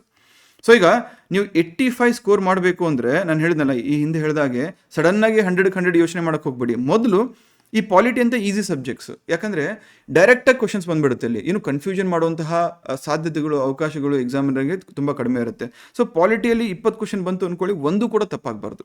ಮೆಂಟಲ್ ಎಬಿಲಿಟಿಲಿ 15 ಬಂತು ಅಂದ್ಕೊಳ್ಳಿ, ಕನಿಷ್ಠ 13 ಕರೆಕ್ಟ್ ಆಗಬೇಕು. ಹಿಸ್ಟ್ರಿಲಿ 17 ಬಂತು ಅಂದ್ಕೊಳ್ಳಿ, ಕನಿಷ್ಠ 15 ಕರೆಕ್ಟ್ ಆಗಬೇಕು. ಯಾಕಂದರೆ ಈ ರೀತಿ ನೀವು ಪಕ್ಕಾ ಸಬ್ಜೆಕ್ಟ್ ಬೈ ಸಬ್ಜೆಕ್ಟು ಆ ಪ್ರೈಮ್ ಟಾಪಿಕ್ಸನ್ನು ದೃಷ್ಟಿಯಲ್ಲಿ ಇಟ್ಕೊಂಡು ಸಬ್ಜೆಕ್ಟ್ಸನ್ನು ಡೀಟೇಲ್ಡಾಗಿ ಓದ್ಕೊಂಡು ಹೋದಾಗ ಮಾತ್ರ ನಿಮ್ಗಲ್ಲಿ ಈ ಒಂದು ಸ್ಕೋರನ್ನು ಕ್ರಾಸ್ ಮಾಡಲಿಕ್ಕೆ ಸಾಧ್ಯ ಇದೆ. ಟ್ರಸ್ಟ್ ಮೀ, ತುಂಬ ಕಷ್ಟ ಇದೆ ಆ್ಯಂಡ್ ತುಂಬ ಈಸಿ ಇದೆ. ಈಸಿ ಹೆಂಗಿದೆ? ಈ 6ರಿಂದ 7 ಲಕ್ಷ ಜನದಲ್ಲಿ ಸುಮಾರು ಒಂದು 5ರಿಂದ 6 ಲಕ್ಷ ಜನ ನಾನ್ ಸೀರಿಯಸ್ ಆಸ್ಪಿರೆಂಟ್ಸ್ ಇರ್ತಾರೆ. ಬಟ್ ಕಷ್ಟ ಯಾಕಿದೆ? ಪೋಸ್ಟ್ಸ್ ಇರೋದೇ ಸುಮಾರು 3,900. 3900. ಉಳಿದಿರೋಂಥ 1,00,000 ಜನ ಅಂತ ಅಂದ್ಕೊಂಡ್ರು ಕೂಡ 94,000 ಜನ ಅಥವಾ 96,000 ಜನ ಹೊರಗಡೆ ಉಳಿಲೇಬೇಕು. ಹಾಗಾಗಿ ಟಫ್ ಅಂತ ಹೇಳ್ಬೋದು. ಸೊ ಸ್ಟೆಪ್ ಬೈ ಸ್ಟೆಪ್ ಈ ಥರ ಪ್ಲ್ಯಾನ್ ಮಾಡ್ಕೊಳ್ಬೇಕು. ಸೊ ಈಗ ಈ ಒಂದು 2024 ಕ್ವಶನ್ ಪೇಪರ್ ಏನಿದೆ ಅಲ್ಲ, ನಾನು ಫರ್ದರ್ ಕ್ಲಾಸಸಲ್ಲಿ KEA ಮತ್ತು PC ಕ್ವಶನ್ ಪೇಪರ್ ಅನಾಲಿಸಿಸ್ ಮಾಡಿದಾಗ ಪ್ರತಿ ಪ್ರಶ್ನೆ ಪತ್ರಿಕೆಯಲ್ಲೂ ಒಂದು ಪ್ಯಾಟರ್ನನ್ನು ಅಬ್ಸರ್ವ್ ಮಾಡ್ಕೊಂಡು ಹೋಗಿ. ಪಾಲಿಟಿ ಈ ವರ್ಷ 20 ಕ್ವಶನ್ಸ್ ಇತ್ತು 2024ರಲ್ಲಿ, 22ರಲ್ಲಿ ಎಷ್ಟಿತ್ತು, 19ರಲ್ಲಿ, 17ರಲ್ಲಿ, ಈ ಥರ ಒಂದು ಅನಾಲಿಸಿಸ್ ಮಾಡಿದಾಗ okay polity more or less ನಮಗೆ 18ರಿಂದ 20 ಕ್ವಶನ್ಸ್ ಬಂದೇ ಬರುತ್ತೆ, ಪಾಲಿಟಿ ಪಕ್ಕಾ ಮಾಡ್ಕೋಬೇಕು. ಅರ್ಥ ಆಯ್ತಲ್ಲ? ಈ ರೀತಿ ಪ್ಲ್ಯಾನ್ ಮಾಡ್ಕೊಂಡು ಹೋಗಬೇಕಾಗುತ್ತೆ. ಸೊ ಹಂಗಾಗಿ ಈ ಒಂದು ಪ್ಯಾಟರ್ನ್ 2024ರಲ್ಲಿ ನಾವು ಕಾಣ್ಬೋದಾಗಿತ್ತು. ಆ್ಯಂಡ್ ಇದನ್ನು ನೋಡಿದಾಗ obviously high priority polity, history ಮತ್ತು ಮೆಂಟಲ್ ಎಬಿಲಿಟಿಗೆ ಕೊಡಲೇಬೇಕಾಗುತ್ತೆ. ಅದರ ಅರ್ಥ ಉಳಿದಂಥ ಸಬ್ಜೆಕ್ಟ್ಸ್ ಕೊಡಬಾರ್ದು ಅಂತಲ್ಲ. ಯಾಕಂದರೆ ಇಲ್ಲಿ 85 to 90 ರೇಂಜಲ್ಲಿ ನೀವು ಬರಬೇಕು ಅಂದರೆ ಪ್ರತಿಯೊಂದು ಸಬ್ಜೆಕ್ಟನ್ನು ಕೂಡ ಈಕ್ವಲ್ ಆಗಿ ಟ್ರೀಟ್ ಮಾಡಬೇಕು. ಈಕ್ವಲ್ ಆಗಿ ಟ್ರೀಟ್ ಮಾಡೋದಂದರೆ ಪ್ರತಿ ಸಬ್ಜೆಕ್ಟಲ್ಲೂ, ಪ್ರತಿ ಚಾಪ್ಟರಲ್ಲೂ, ಪ್ರತಿ ಪೇಜಲ್ಲೂ, ಪ್ರತಿ ಲೈನು ವರ್ಡನ್ನು ಈಕ್ವಲ್ ಆಗಿ ಟ್ರೀಟ್ ಮಾಡಿ ಅಂತ ಹೇಳ್ತಾ ಇಲ್ಲ. ಆ ಸಬ್ಜೆಕ್ಟಲ್ಲಿ ಎಕ್ಸಾಮಿನರ್ ಯಾವುದ್ರ ಮೇಲೆ ಪ್ರಶ್ನೆ ಕೇಳ್ತಾ ಇದ್ದಾನೆ ಪದೇ ಪದೇ ಆ ಟಾಪಿಕನ್ನು ಪಕ್ಕಾ ಮಾಡ್ಕೊಳ್ಳಿ. ಸುಮ್ಮನೆ ಈಗ ಜಿಯೋಗ್ರಫಿ ಓದಬೇಕು, ಹಿಸ್ಟ್ರಿ ಓದಬೇಕು ಅಂತ ಎಲ್ಲ ಬಯೋಗ್ರಫಿ ಕೂತ್ಕೊಂಡು ಅಥವಾ ಎಲ್ಲ NCERT ತಗೊಂಡು ಕೂತ್ಕೊಳ್ಳೋಂಥ ಟೈಮಲ್ಲಿ ಅಲ್ಲ ಇದು. ಓಕೆ, ಸೊ ಈಗ ಮೊದಲನೇದಾಗಿ ನಾವೇನು ಮಾಡೋಣ, will go for modern history. Simple ದೃಷ್ಟಿಕೋನ ಇಷ್ಟೇ. ಯಾವ ಕ್ಲಾಸ್ ಇದು, ಇದರ ಉದ್ದೇಶ ಏನು, ಅದನ್ನು ಮಾತ್ರ ಗಮನದಲ್ಲಿ ಇಟ್ಕೊಳ್ಳಿ. ಇಲ್ಲಿ ಬಂದುಬಿಟ್ಟು ಸರ್ ಕರೆಂಟ್ ಅಫೇರ್ಸು, ಇದು ಕ್ಲಾಸು ಡಿಕೋಡಿಂಗು ಮತ್ತು 360 degree analysis, decoding of question paper. So ಮೊದಲನೇದಾಗಿ ಕ್ವಶನ್ ನಂಬರ್ 1 ಸೀರೀಸ್ ಡಿ ಅಲ್ಲಿ ಏನಿತ್ತು, ಭಾರತೀಯ ಸ್ವಾತಂತ್ರ್ಯ ಹೋರಾಟದ ಉಲ್ಲೇಖದಲ್ಲಿ ಉಷಾ ಮೆಹ್ತಾ ಯಾವುದಕ್ಕೆ ಪ್ರಸಿದ್ಧರಾಗಿದ್ದಾರೆ? 2024ರ ಕ್ವಶನ್ ಇದು.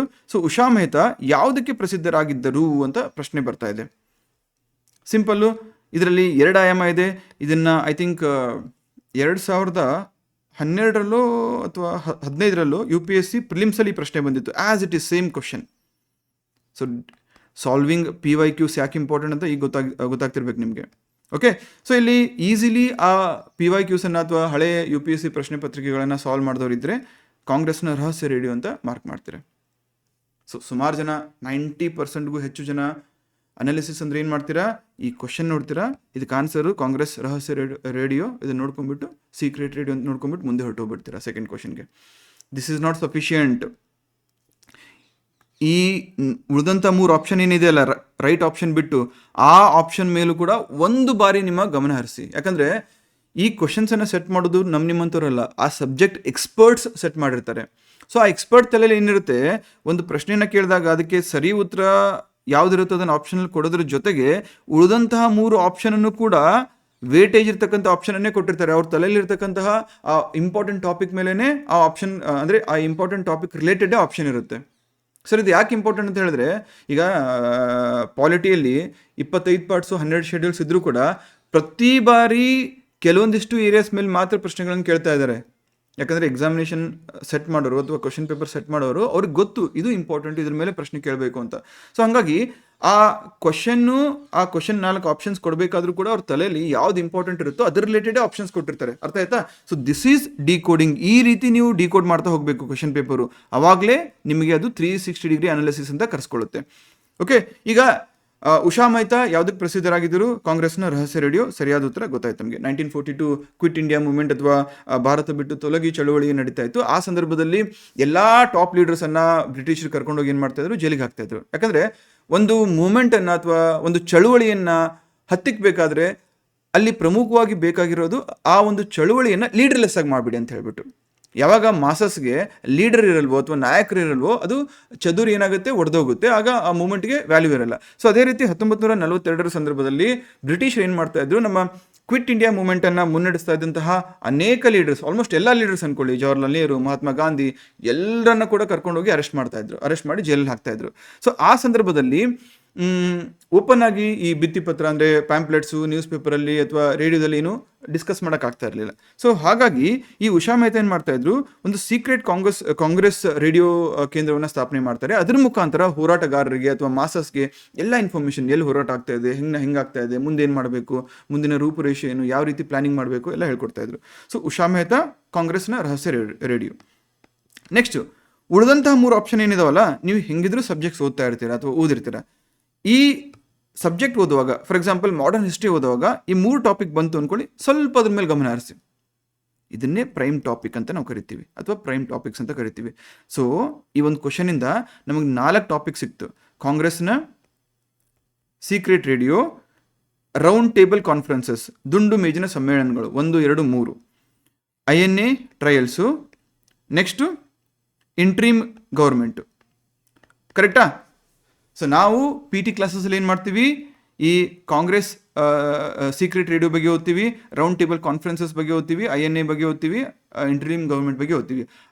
RTC ಫಾರ್ ಎಕ್ಸಾಂಪಲ್ ಹೆಂಗೆ ಓದ್ತೀವಿ, ಒಟ್ಟು ಎಷ್ಟು ದುಂಡು ಮೇಜಿನ ಸಮ್ಮೇಳನಗಳು ಆದವು, ಅಂದರೆ ಎಷ್ಟು ರೌಂಡ್ ಟೇಬಲ್ ಕಾನ್ಫರೆನ್ಸಸ್ ಆಯಿತು, first, second, third. Mahatma Gandhi attend ಆದಂತಹ ಒಂದು RTC ಯಾವುದು, ಡಾಕ್ಟರ್ BR ಅಂಬೇಡ್ಕರ್ ಅವರು ಎಷ್ಟು ಕಾನ್ಫರೆನ್ಸಸ್ಸನ್ನು ಅಟೆಂಡ್ ಆದರು, ಕಾಂಗ್ರೆಸ್ ವತಿಯಿಂದ ಯಾರು ಅಟೆಂಡ್ ಆದರು, ಅಥವಾ BR ಅಂಬೇಡ್ಕರ್ ಯಾವ ಪಕ್ಷದ ವತಿಯಿಂದ ಅಥವಾ ಪರವಾಗಿ ಅಲ್ಲಿ ಅಟೆಂಡ್ ಆದರು, ಅದರ ಔಟ್ಕಮ್ ಏನಾಯಿತು, ಆ ಟೈಮಲ್ಲಿ ಭಾರತದ ವೈಸ್ರಾಯ್ ಆಗಿದ್ದಂಥವ್ರು ಯಾರು, ಆಮೇಲೆ ಬ್ರಿಟಿಷ್ ಪ್ರೈಮ್ ಮಿನಿಸ್ಟರ್ ಆಗಿದ್ದಂಥವ್ರು ಯಾರು. ಅರ್ಥ ಆಗ್ತದಲ್ಲ? ಆ್ಯಂಡ್ ಅದೇ ಸಂದರ್ಭದಲ್ಲಿ ಒಂದು ಗಾಂಧಿ ಇರ್ವಿನ್ ಪ್ಯಾಕ್ಟ್ ಆಗುತ್ತೆ, ಅದೇನು ಅರ್ಥ ಆಗ್ತದಲ್ಲ? ಸೊ ಆ ಸಂದರ್ಭದಲ್ಲಿ ಡಾಕ್ಟರ್ BR ಅಂಬೇಡ್ಕರ್ ಹೋಗಿ ಮಹಾತ್ಮ ಗಾಂಧೀಜಿಯನ್ನು ಜೈಲಲ್ಲಿ ಮೀಟ್ ಆಗಿ ಬರ್ತಾರೆ. Correct? So this is how you should decode, ಅಥವಾ this is how you should analyse your questions. ಈ ರೀತಿ ವಿಶ್ಲೇಷಣೆ ಮಾಡಿದಾಗ ಮಾತ್ರ ನೀವು ಸಕ್ಸಸ್ಗೆ ಒಂದೊಂದು ಹೆಜ್ಜೆ ಹತ್ತಿರ ಹಾಕೊಂಡು ಹೋಗ್ತೀರಾ. ಆ್ಯಂಡ್ ತುಂಬ ಈಸಿ ಆದಂತಹ ಒಂದು ಅಪ್ರೋಚ್ ಕೂಡ ಹೌದು, ಆ್ಯಂಡ್ ತುಂಬ ನೆಸೆಸರಿ ಇರ್ತಕ್ಕಂಥ ಅಪ್ರೋಚ್ ಕೂಡ ಹೌದು. ಈ ರೀತಿ ಮಾಡಿದಾಗ ಮಾತ್ರ ಆ ಒಂದು ವಿಶ್ಲೇಷಣೆ ಪರಿಪೂರ್ಣ ವಿಶ್ಲೇಷಣೆ ಅಂತ ಕರೆಸ್ಕೊಳ್ಳುತ್ತೆ. ಒಪ್ಕೊಳ್ತೀರಾ? ಒಪ್ಕೊಂಡ್ರೆ ಕಮೆಂಟಲ್ಲಿ ಎಸ್ ಅಂತ ಹಾಕಿ. ಫೈನ್. ಸೊ ಹಾಗಾದರೆ ಈ ರೀತಿ ಸೆಕೆಂಡ್ ರೌಂಡ್ ಟೇಬಲ್ ಕಾನ್ಫರೆನ್ಸ್, ಯಾಕಂದರೆ ಆಪ್ಷನಲ್ಲಿ ಕೊಟ್ಟಿದ್ದಾರೆ ಇಲ್ಲಿ, ರಹಸ್ಯ ರೇಡಿಯೋ, ಸೆಕೆಂಡ್ RTC, INA ತುಕುಡಿ ಮುನ್ನಡೆ ಆ್ಯಂಡ್ ಮಧ್ಯಂತರ ಸರ್ಕಾರ ರಚನೆ. ಇದ್ರ ಮೇಲೆ ಒಂದೊಂದು ಸೆಂಟೆನ್ಸ್ ನೀವು ತಿಳ್ಕೊಂಡ್ರು ಕೂಡ ಆ ಸಬ್ಜೆಕ್ಟನ್ನು ರಿವಿಷನ್ ಮಾಡುವಾಗ, ಓದುವಾಗ ನಿಮಗೆ ಅದು ಹೈಲೈಟ್ ಆಗುತ್ತೆ. ಫೈನ್. 1931 ನಡೀತು. ಈ ಸಮ್ಮೇಳನದಲ್ಲಿ ಮಹಾತ್ಮ ಗಾಂಧೀಜಿ ಮತ್ತು ಸರೋಜಿನಿ ನಾಯ್ಡು ಅವರು ಕಾಂಗ್ರೆಸ್ಸನ್ನು ರಿಪ್ರೆಸೆಂಟ್ ಮಾಡಿ ಅಲ್ಲಿ ಪಾರ್ಟಿಸಿಪೇಟ್ ಮಾಡಿದರು. INA ಮಹಿಳಾ ತುಕಡಿ ಬಗ್ಗೆ ಇತ್ತು. ಇದು ಭಾರತೀಯ ರಾಷ್ಟ್ರೀಯ ಸೇನೆಯ ರಾಣಿ ಝಾನ್ಸಿ ರೆಜಿಮೆಂಟನ್ನು ಕ್ಯಾಪ್ಟನ್ ಲಕ್ಷ್ಮೀ ಸೆಹಗಲ್ ಅವರು ಮುನ್ನಡೆಸಿದ್ರು. ನೆಕ್ಸ್ಟ್ ಮಧ್ಯಂತರ ಸರ್ಕಾರ, ಅಂದರೆ ಇನ್ನೇ ನಮಗೆ ಸ್ವಾತಂತ್ರ್ಯ ಸಿಗುತ್ತೆ ಅಂತ ಕನ್ಫರ್ಮ್ ಆದಮೇಲೆ ಮಧ್ಯಂತರ ಸರ್ಕಾರವನ್ನು ರಚನೆ ಮಾಡಲಿಕ್ಕೆ ಅವಕಾಶವನ್ನು ನೀಡಲಾಗುತ್ತೆ. ಆ ಸಂದರ್ಭದಲ್ಲಿ 1946 ಪಂಡಿತ್ ಜವಾಹರ್ಲಾಲ್ ನೆಹರು ಅವರು ಏನು ಮಾಡ್ತಾರೆ, ಈ ಒಂದು ಕೆಲಸಕ್ಕೆ ಕೈ ಹಾಕ್ತಾರೆ. ರೈಟ್? ಇದ್ರ ಮೇಲೆ ಇನ್ನೂ ತುಂಬ ಡೀಟೇಲ್ಸ್ ಇದ್ದಾವೆ. ಸಿಟ್ಟಿಂಗ್ ಅದು ಕಾನ್ಸ್ಟಿಟ್ಯೂಂಟ್ ಅಸೆಂಬ್ಲಿ ಟೈಮಲ್ಲಿ ಯಾರದರ ನೇತೃತ್ವ ವಹಿಸ್ತಾ ಇದ್ರು, ಆ್ಯಂಡ್ ಲೆಜಿಸ್ಲೇಟಿವ್ ಟೈಮಲ್ಲಿ ಯಾರದರ ನೇತೃತ್ವ ವಹಿಸ್ತಾ ಇದ್ರು. ತುಂಬ ಡೀಪಾಗಿ ಹೋಗಬೇಕಾಗುತ್ತೆ.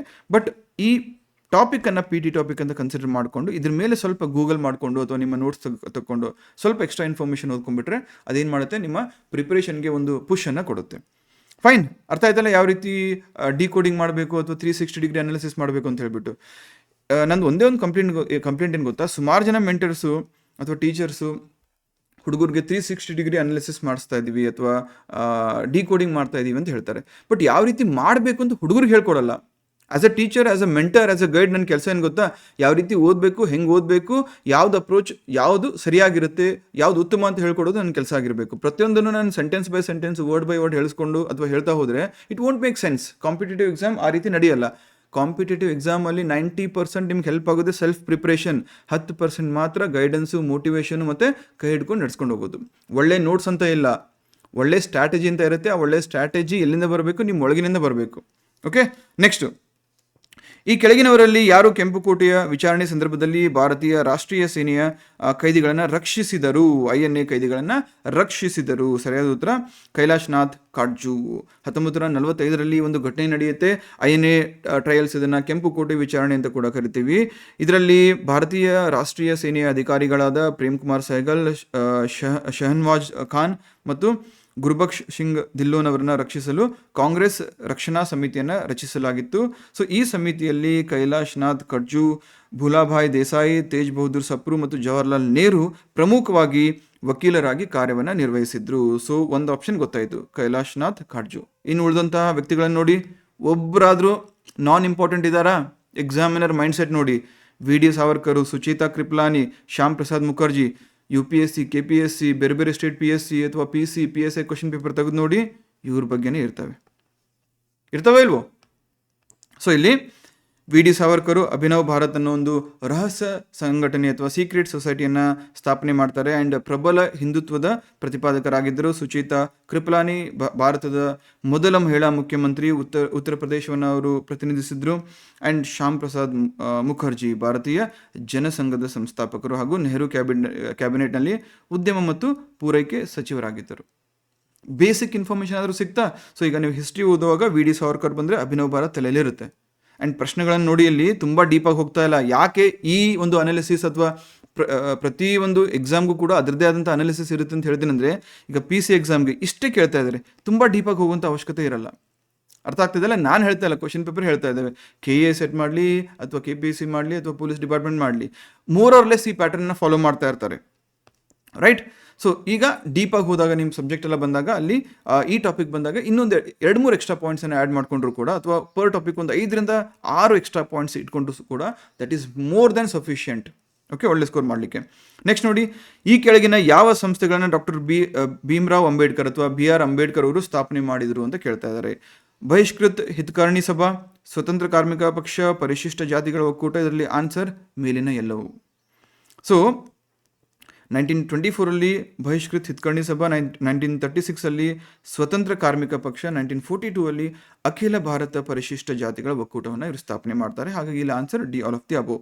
ಸೊ ಇಲ್ಲಿ ನೀವೇನು ಮಾಡಬೇಕು, ಇದನ್ನು ಹೊರತುಪಡಿಸಿ ಡಾಕ್ಟರ್ BR ಅಂಬೇಡ್ಕರ್ ಅವರು ಇನ್ನೂ 10 ಹಲವು ಸಂಸ್ಥೆಗಳನ್ನು, ಸಂಘಟನೆಗಳನ್ನು, ರಾಜಕೀಯ ಒಂದು ಪಾರ್ಟೀಸನ್ನು ಅಂದರೆ ಪೊಲಿಟಿಕಲ್ ಪಾರ್ಟೀಸನ್ನು ಕೂಡ ಸ್ಥಾಪನೆ ಮಾಡಿದ್ದಾರೆ. ಅದರದ್ದೆಲ್ಲ ಒಂದು ಲಿಸ್ಟ್ ಮಾಡ್ಕೊಳ್ಬೇಕು. ನೀವೇನು ಮಾಡುವಂಥ ಅವಶ್ಯಕತೆ ಇಲ್ಲ. This is AI ಜಮಾನ. ಸುಮ್ಮನೆ ಒಂದು ಪ್ರಾಂಪ್ಟ್ ಕೊಟ್ಟು ಅಥವಾ ಟೈಪ್ ಮಾಡಿ ಗೂಗಲ್ ಸರ್ಚ್ ಮಾಡಿದ್ರು ಕೂಡ ನಿಮಗೆ ರೆಡಿಮೇಡ್ ಸಿಗುತ್ತೆ. ಅದನ್ನು ನಾವು ಕೂಡ ಮಾಡ್ತಾ ಇರ್ತೀವಿ. ಸೊ ಅದೇನು ಬರುತ್ತಲ್ಲ ಒಂದು ಕಡೆ ಬರ್ಕೊಳ್ಳಿ, ಒಂದು 3 ಬಿಟ್ಟು 4 ಸಲ ಅದ್ರ ಮೇಲೆ ಕಣ್ಣಾಡಿಸಿ ಸಫಿಷಿಯೆಂಟ್. ಅಂದರೆ ಇದೇನು ಅರ್ಥ ಆಯ್ತು ನಮಗೆ? ಪ್ರಮುಖ ವ್ಯಕ್ತಿಗಳು, ಡಾಕ್ಟರ್ BR ಅಂಬೇಡ್ಕರ್ ಅಂದರೆ ಪ್ರಮುಖ ವ್ಯಕ್ತಿಗಳ ಮೇಲೂ ಕೂಡ ಪ್ರಶ್ನೆಗಳು ಬರ್ತವೆ. ಮಹಾತ್ಮ ಗಾಂಧೀಜಿ, ಡಾಕ್ಟರ್ BR ಅಂಬೇಡ್ಕರ್, ಸುಭಾಷ್ ಚಂದ್ರ ಬೋಸ್, ಸುಮಾರು ಒಂದು 10-12 ಪ್ರಮುಖರಿದ್ದಾರೆ ಭಾರತದ ಒಂದು ಸ್ವಾತಂತ್ರ್ಯ ಹೋರಾಟದಿಂದ ಬಂದಾಗ. ಅವರಿಗೆ ಸಂಬಂಧಪಟ್ಟಂತಹ ಈ ರೀತಿ ಬಹು ಆಯಾಮದಲ್ಲಿ ಟಾಪಿಕ್ಸನ್ನು ಅಥವಾ ನೋಟ್ಸನ್ನು ಮಾಡ್ಕೊಳ್ಬೇಕಾಗುತ್ತೆ. ಅವರು ರಚನೆ ಮಾಡಿದಂತಹ ಸಂಘಗಳು, ಸಂಸ್ಥೆಗಳು ಅಥವಾ ಅವರ ಕಾಂಟ್ರಿಬ್ಯೂಷನ್ಸು, ಅವರು ಬರೆದಂಥ ಪುಸ್ತಕಗಳು, ಅವರಿಗೆ ಇರ್ತಕ್ಕಂಥ ಬಿರುದುಗಳು ಸಫಿಷಿಯೆಂಟ್. ನೆಕ್ಸ್ಟು, ಅದನ್ನು ಹೊರತುಪಡಿಸಿ ಪೀಪಲ್ಸ್ ಎಜುಕೇಷನ್ ಸೊಸೈಟಿ, ಸಮತಾ ಸೈನಿಕ ದಳ ಮತ್ತು ಭಾರತೀಯ ಬೌದ್ಧ ಮಹಾಸಭಾ ಇವುಗಳನ್ನು ಕೂಡ ಇವರು ಸ್ಥಾಪನೆ ಮಾಡಿರ್ತಾರೆ. ವರ್ಷ ನೆನಪಿರಲಿ, ಯಾವುದು ಯಾವ ಒಂದು ಸಂದರ್ಭದಲ್ಲಿ ಸ್ಥಾಪನೆ ಮಾಡಿದ್ರು ಅಂತ ಹೇಳ್ಬಿಟ್ಟು, ಅದ್ರ ಜೊತೆಗೆ ಅವುಗಳ ಉದ್ದೇಶ ಕೂಡ ಒಂದು ಸೆಂಟೆನ್ಸಲ್ಲಿ ಗೊತ್ತಿರಬೇಕಾಗುತ್ತೆ. ನೆಕ್ಸ್ಟ್, ಅಕ್ಟೋಬರ್ 1824 ಕಿತ್ತೂರಾಣಿ ಚೆನ್ನಮ್ಮಳ ಪಡೆಗಳನ್ನು ಯಾವ ಬ್ರಿಟಿಷ್ ಕಲೆಕ್ಟರ್ ಅವರು ಕೊಂದರು? Thackeray, Stevenson, Chaplin, Walter Elliott. Answer ಎಲ್ಲಿಗೂ ಗೊತ್ತಿರುತ್ತೆ, ಥ್ಯಾಕ್ರೆ ಅಂತ ಹೇಳ್ಬಿಟ್ಟು, ಥ್ಯಾಕ್ರೆ. ಬಟ್ ಈ ಎಕ್ಸಾಮಿನರ್ ನೋಡ್ರಿ, ನಾನು ಅವಾಗಲೇ ಹೇಳಿದೆ ಯಾವ ರೀತಿ ಆಪ್ಷನ್ಸನ್ನು ಕೊಟ್ಟಿರ್ತಾರೆ ಅಂತ ಹೇಳ್ಬಿಟ್ಟು. ಇಲ್ಲಿ ಉಳಿದಂತಹ 3 ಆಪ್ಷನ್ಸ್ ಕೂಡ ಯಾವುದು ನಾಟ್ ಸೋ ಇಂಪಾರ್ಟೆಂಟ್ ಅನ್ನೋ ರೀತಿಯಲ್ಲಿ ಇಲ್ಲ, ಎಲ್ಲವೂ ಕೂಡ ಇಂಪಾರ್ಟೆಂಟೇ ಇರ್ತವೆ. ಹೇಗೆ? ಇಲ್ಲಿ ನೋಡಿ, ಮೊದಲನೇದಾಗಿ 1824 ಥ್ಯಾಕ್ರೆ ಅವರು ಬಂದಾಗ ಈ ಕಿತ್ತೂರು ಸಂಸ್ಥಾನವನ್ನು ದತ್ತು ಮಕ್ಕಳಿಗೆ ಹಕ್ಕಿಲ್ಲ ಎಂಬ ಒಂದು ನೆಪವೊಡ್ಡಿ ಬ್ರಿಟಿಷರು ವಶಪಡಿಸ್ಕೊಳ್ಳಿಕ್ಕೆ ಪ್ರಯತ್ನ ಪಡ್ತಾರೆ. ಸೊ ಆಗ ಮೊದಲ ಆಂಗ್ಲೋ ಕಿತ್ತೂರು ಯುದ್ಧ ಆಗುತ್ತೆ. ಈ ಸಂದರ್ಭದಲ್ಲಿ ರಾಣಿ ಚೆನ್ನಮ್ಮನ ಬಂಟ, ಆಮ್ಟೂರ್ ಬಾಳಪ್ಪ ಇವರ ಒಂದು ಗುಂಡಿಗೆ ಬ್ರಿಟಿಷ್ ಧಾರವಾಡ ಕಲೆಕ್ಟರ್ ಆದಂತಹ ಥ್ಯಾಕ್ರೆ ಅವರು ಬಲಿಯಾಗ್ತಾರೆ. ಸೊ ಹಾಗಾಗಿ ಆನ್ಸರ್ ಥ್ಯಾಕ್ರೆ. ಬಟ್ ಉಳಿದಂಥ 3 ಆಪ್ಷನ್ ನೋಡಿ, ಸ್ಟಿವನ್ಸನ್ ಯಾರು? ಕಿತ್ತೂರು ವಿರುದ್ಧ ಬ್ರಿಟಿಷ್ ಸೇನಾ ಕಾರ್ಯಾಚರಣೆಯಲ್ಲಿ ಭಾಗವಹಿಸಿದಂಥ ಮತ್ತೊಬ್ಬ ಪ್ರಮುಖ ಬ್ರಿಟಿಷ್ ಅಧಿಕಾರಿ. ಸೊ ಈ ಕೆಳಗಿನವರಲ್ಲಿ ಯಾರು ಕಿತ್ತೂರಿನ ವಿರುದ್ಧ ನಡೆದಂತಹ ಸೇನಾ ಕಾರ್ಯಾಚರಣೆಯಲ್ಲಿ ಭಾಗವಹಿಸಿದ್ರು ಅಂತ ಕೇಳಿ ಥ್ಯಾಕ್ರೆ ಮತ್ತು ಸ್ಟಿವನ್ಸನ್ ಇಬ್ಬರು ಹೆಸರು ಕೊಟ್ಟರೆ ಬೋತ್ A and B ಆಗುತ್ತಲ್ವ ಆನ್ಸರು? ಆಗುತ್ತೆ ಅಲ್ವ? ಸೊ ಪ್ರಶ್ನೆನ ಈ ರೀತಿ ಕೂಡ ಅವರು ತಿರುಚಬಹುದು ಆ್ಯಂಡ್ ಮಾಡ್ತಾರೆ, ಹಾಗೆ ಮಾಡ್ತಾರೆ ಅವರು. ಯಾಕಂದರೆ ಈ 1824 ಅನ್ನೋದು ಪ್ರಮುಖ ಘಟ್ಟ. 1824, 1857, 1848, 1846, ಆಮೇಲೆ 1884, 1889, 1894, 1899 ಈ ರೀತಿ ಪ್ರಮುಖ ಘಟನೆಗಳು ಅಥವಾ ಈವೆಂಟ್ಸ್ ಏನಾದರೂ ನಡೆದಿರ್ತಾರೆ ಹಿಸ್ಟ್ರಿಯಲ್ಲಿ, ಅದಕ್ಕೆ ಸಂಬಂಧಪಟ್ಟಂತೆ ಈ ರೀತಿ ಬೇರೆ ಬೇರೆ ಆಯಾಮಗಳಲ್ಲಿ ಪ್ರಶ್ನೆಗಳನ್ನು ಕೇಳ್ತಾರೆ. ಓಕೆ, ನೆಕ್ಸ್ಟ್ ವಿಲಿಯಂ ಚಾಪ್ಲಿನ್, ಇದು ಕೂಡ ಆಪ್ಷನ್ ಸಿ ಇತ್ತು. ಇದ್ಯಾಕೆ ಕೊಟ್ಟಿದ್ದಾರಪ್ಪ? ಯಾರು ವಿಲಿಯಂ ಚಾಪ್ಲಿನ್? ಡೆಕ್ಕನ್ ಕಮಿಷನರ್ ಆಗಿದ್ದ ಇವನು. ಥ್ಯಾಕ್ರೆಯ ಮರಣದ ನಂತರ ಸೇಡಿನ ಕ್ರಮವಾಗಿ ರಿವೆಂಜ್ ತಗೊಳ್ಳಿಕ್ಕೆ ಕಿತ್ತೂರಿನ ಮೇಲೆ ಬೃಹತ್ ದಾಳಿಯನ್ನು ನಡೆಸ್ತಾನೆ. ಹಲವಾರು ಸೈನಿಕರನ್ನು, ಒಳ್ಳೊಳ್ಳೆ ಬಂದೂಕುಗಳನ್ನು, ಸಿಡಿಮದ್ದುಗಳನ್ನು ತಗೊಂಡು ಇವನು ಅಟ್ಯಾಕ್ ಮಾಡ್ತಾನೆ. Next 4th option Walter Elliott ಇತ್ತು. ಇವನೊಬ್ಬ ಬ್ರಿಟಿಷ್ ಸಿವಿಲ್ ಸರ್ವೆಂಟ್ ಆಗಿದ್ದ ಮತ್ತು ಪುರಾತತ್ವ ಶಾಸ್ತ್ರಜ್ಞ ಆಗಿದ್ದ. ದಕ್ಷಿಣ ಭಾರತದ ಶಾಸನಗಳ ಅಧ್ಯಯನಕ್ಕೆ ಹೆಸರುವಾಸಿಯಾಗಿದ್ದ. ಸೊ ನೆಕ್ಸ್ಟು ಈ ರೀತಿ ಡಿಕೋಡ್ ಮಾಡ್ತೀವಲ್ವಾ, ನೆಕ್ಸ್ಟ್ ಎಕ್ಸಾಮಲ್ಲಿ 2026 ಈಗ ಪಿ ಸಿ ಎಕ್ಸಾಮ್ ಏನಾಗುತ್ತೆ August 2ಕ್ಕೆ, ಅಲ್ಲಿ ಈ ರೀತಿ ಪ್ರಶ್ನೆ ಬಂತು ಅಂದ್ಕೊಳ್ಳಿ. ಈ ಕೆಳಗಿನವರಲ್ಲಿ ಯಾರು ಒಬ್ಬರು ಬ್ರಿಟಿಷ್ ಸಿವಿಲ್ ಸರ್ವೆಂಟು ಆಗಿದ್ರು, ಪುರಾತತ್ವ ಶಾಸ್ತ್ರಜ್ಞರು ಆಗಿದ್ರು ಮತ್ತು ದಕ್ಷಿಣ ಭಾರತದ ಶಾಸನಗಳ ಅಧ್ಯಯನಕ್ಕೆ ಹೆಸರುವಾಸಿಯಾಗಿದ್ದರು ಅಂತ ಇದೇ 4 ಆಪ್ಷನ್ ಕೊಡ್ತಾರೆ. Walter Elliot, William Chaplin, Stevenson ಮತ್ತು ಥ್ಯಾಕರೆ. ಯಾವ ಆನ್ಸರ್ ಮಾರ್ಕ್ ಮಾಡ್ತೀರಾ? ವಾಲ್ಟರ್ ಎಲಿಯಟ್ ಅಲ್ವಾ? ಸೊ ದಿಸ್ ಈಸ್ ಡಿಕೋಡಿಂಗ್ ಅಥವಾ ದಿಸ್ ಈಸ್ 360 ಡಿಗ್ರಿ ಅನಾಲಿಸಿಸ್. ಅರ್ಥ ಆಗ್ತದೆ ಅಂತ ಭಾವಿಸ್ತೀನಿ. ನೆಕ್ಸ್ಟ್ ಕ್ವಶನ್ ನೋಡಿ. ಕೆಳಗಿನವರುಗಳಲ್ಲಿ ಯಾರನ್ನ ಕರ್ನಾಟಕದ ಖಾದಿ ಭಗೀರಥ ಎಂದು ಕರೆಯುತ್ತಾರೆ? ರಂಗನಾಥ್ ದಿವಾಕರ್, ಎಸ್ ಹರ್ಡೀಕರ್, ನಿಟ್ಟೂರು ಶ್ರೀನಿವಾಸರಾವ್, ಗಂಗಾಧರ್ ರಾವ್ ದೇಶಪಾಂಡೆ. ಆಪ್ಷನ್ಸ್ ನೋಡ್ತಾ ಇದ್ದೀರಾ? ಅನಾಲಿಸಿಸ್ ಮಾಡ್ತಾ ಇದ್ದೀರಾ? ಸೊ ಇಲ್ಲಿ ಸರಿಯಾದ ಉತ್ತರ ಗಂಗಾಧರ್ ರಾವ್ ದೇಶಪಾಂಡೆ. ಬಟ್ ಉಳಿದಂಥ 3 ವ್ಯಕ್ತಿಗಳನ್ನು ಕೂಡ ನೀವು ನೋಡಿ, ಎಲ್ಲರೂ ಕೂಡ ತುಂಬ ಫೇಮಸ್ ಪರ್ಸನಾಲಿಟೀಸೇ. ಅರ್ಥ ಆಗ್ತದೆಯಲ್ಲ? KS ಎಕ್ಸಾಮ್ ಕ್ವಶನ್ಸ್ ನೋಡಿ, KE ಎಕ್ಸಾಮ್ ಕ್ವಶನ್ಸ್ ನೋಡಿ, ಇದ್ರ ಮೇಲೇ ಪ್ರಶ್ನೆ ಬಂದಿರುತ್ತೆ. ಅಂದರೆ ಈ ಪ್ರಮುಖವಾಗಿರ್ತಕ್ಕಂತಹ ವ್ಯಕ್ತಿಗಳನ್ನು ಗುರಿಯಾಗಿಟ್ಕೊಂಡೆ ಅಥವಾ ಗಮನದಲ್ಲಿಟ್ಕೊಂಡೇ ಪ್ರಶ್ನೆಗಳನ್ನು ಫ್ರೇಮ್ ಮಾಡಿರ್ತಾರೆ. ಸೊ ಇಲ್ಲಿ ಗಂಗಾಧರ್ ರಾವ್ ದೇಶಪಾಂಡೆಯನ್ನು ನಾವು ಕರ್ನಾಟಕದ ಸಿಂಹ ಅಥವಾ ಖಾದಿ ಭಗೀರಥ ಅಂತ ಕರಿತೀವಿ. ಬೆಳಗಾವಿ ಜಿಲ್ಲೆಗೆ ಸೇರಿದವರು ಇವರು. ಉಳಿದಂಥ ಆಪ್ಷನ್ನು ರಂಗನಾಥ್ ದಿವಾಕರ್ ಅವರು, ಇವರೊಬ್ಬರು ಸ್ವತಂತ್ರ ಹೋರಾಟಗಾರರು, ಲೇಖಕರು ಹಾಗೂ ಕರ್ಮವೀರ ಪತ್ರಿಕೆಯ ಸಂಪಾದಕರು ಕೂಡ ಆಗಿದ್ದರು. ಇವರ ಕಾಂಟ್ರಿಬ್ಯೂಷನ್ ಬೇರೆ ಏನೇನಿದ್ದಾವೆ ಒಂದು ಲಿಸ್ಟ್ ಮಾಡ್ಕೊಳ್ಳಿ. ನೆಕ್ಸ್ಟು NS ಹರ್ಡೀಕರ್, ಇವರೊಬ್ಬರು ಕಾಂಗ್ರೆಸ್ ಪಕ್ಷದ ಸೇವಾ ಘಟಕದ ಹಿಂದೂಸ್ತಾನಿ ಸೇವಾದಳವನ್ನು ಸ್ಥಾಪಿಸಿದಂತಹ ರಾಷ್ಟ್ರೀಯ ನಾಯಕರು. ನಿಟ್ಟೂರ್ ಶ್ರೀನಿವಾಸರಾವ್ ಮೈಸೂರು ಹೈಕೋರ್ಟಲ್ಲಿ ಮುಖ್ಯ ನ್ಯಾಯಮೂರ್ತಿಯಾಗಿ ಮತ್ತು ಭಾರತದ ಮೊಟ್ಟ ಮೊದಲ ಕೇಂದ್ರ vigilance commissioner, central vigilance commissioner ಆಗಿ ಕೂಡ ಸೇವೆ ಸಲ್ಲಿಸಿದವರು. ಸಿಕ್ತ ಟಾಪಿಕ್ ಇಲ್ಲಿ. Who was the first central vigilance commissioner of India? ಭಾರತದ ಮೊಟ್ಟ ಮೊದಲ ಕೇಂದ್ರ ವಿಜಿಲೆನ್ಸ್ ಕಮಿಷನರ್ ಯಾರಾಗಿದ್ರು ಅಂತ ಪ್ರಶ್ನೆ ಬಂದರೆ ನಿಟ್ಟೂರ್ ಶ್ರೀನಿವಾಸರಾವ್. ಇಲ್ಲಿ ಆನ್ಸರ್ ಬಂತು. ನೆಕ್ಸ್ಟ್, ಹಿಂದೂಸ್ತಾನಿ ಸೇವಾದಳವನ್ನು ಸ್ಥಾಪಿಸಿದಂತಹ ರಾಷ್ಟ್ರೀಯ ನಾಯಕರು ಯಾರು ಅಂತ ಕೇಳಿದ್ರೆ NS ಹರ್ಡೀಕರ್. ಆನ್ಸರ್ ಬಂತು. ಕರ್ಮವೀರ ಪತ್ರಿಕೆಯ ಸಂಪಾದಕರು ಯಾರಾಗಿದ್ರು ಈ ಕೆಳಗಿನವರುಗಳಲ್ಲಿ ಅಂತ ಕೇಳಿದ್ರೆ ರಂಗನಾಥ್ ದಿವಾಕರ್ ಇದ್ರೆ ಆಪ್ಷನ್ ಬಂತು. ಸೊ ಒಂದೇ ಕ್ವಶನ್ನು 4 ಆಪ್ಷನ್ನು ನಿಮಗೆ ಕನಿಷ್ಠ 6 ಇಂದ 8 ಪಾಯಿಂಟ್ಸ್ ಸಿಗುತ್ತೆ ಕರೆಕ್ಟಾಗಿ ಅನಾಲಿಸಿಸ್ ಮಾಡಿದಾಗ. I hope everyone is getting it.